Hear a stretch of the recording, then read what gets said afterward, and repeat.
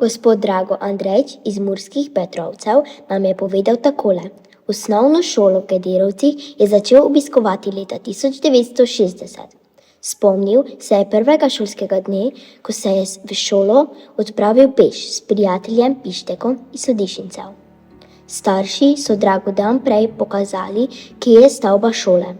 Šolske torbe takrat otroci niso poznali. Namesto njih so dekleta imela prikupne cegerčke, fantje pa majhne kovčke. V šoli je potekal kombiniran pouk. Vseh učencev je bilo okrog 60.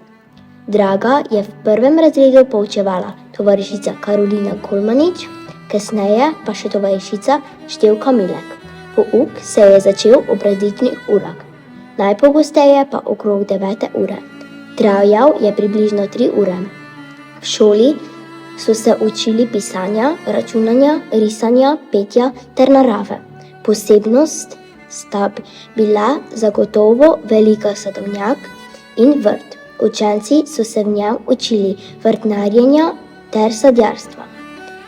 Pridelke pa so porabili za hrano v šoli. Malice namreč takrat ni bilo. Večinoma so jo učenci nosili zraven v doma. Največkrat so jedli kruh, namazan z mastjo. Kasneje je postalo mreno mleko v prahu, ki je bilo pogosto na jedilniku. Gospod Drago se spominja, da je v učilnici bila peč na drva. Za toploto je skrbela učiteljica ali pa kar sami učenci pod njenim nadzorom. Veliko hrane so v šoli prispevali tudi lokalni kmetje. Nepredstavljivo je, da so si pitno vodo hodili učenci iskat kar v bližnji Mokoš. Slovori so jo nato prinesli v šolo. Okolica šole se ni urejala vedno. Travo so posušili v seno ter ga dali kmetom. Igrišče je bilo majhno, nasuto in slabo otrljeno. Fantje so najraje igrali nogomet. Namesto golov so uporabili lesene koleke. Dekletom fuzbala niso dovolili igrati. Pri telovadbi so velikokrat postavili tudi hrast.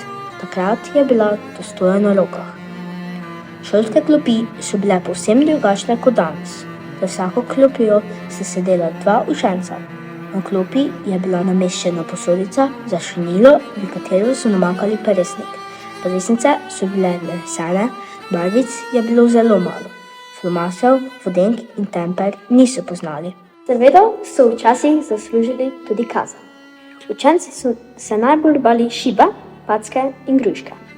Večina učencev je bila obuti v gumijaste škornje. Oblečeni pa so bili v stare kapute, ki jih je od starejših bratov ali sester prikrojil Šnajder. Veselo je bilo tudi pozimi, ko je zmrznjen Mokoš služil za hokej, cestna škarpa pa za sankanje. Zabavno in nagajivo pa je bilo po šoli, ko so veški dečki skupaj peš odhajali domov. Najraje so zahajali k Pernjaku v Sodišincih, kjer so se odžejali in odpočili. Zanimivost v takratnih časih so bili tudi cirkusanti, ki so redno obiskovali gederovsko šolo. Seveda so učenci morali plačati vstopnino in včasih v predstavah nastopili tudi samo.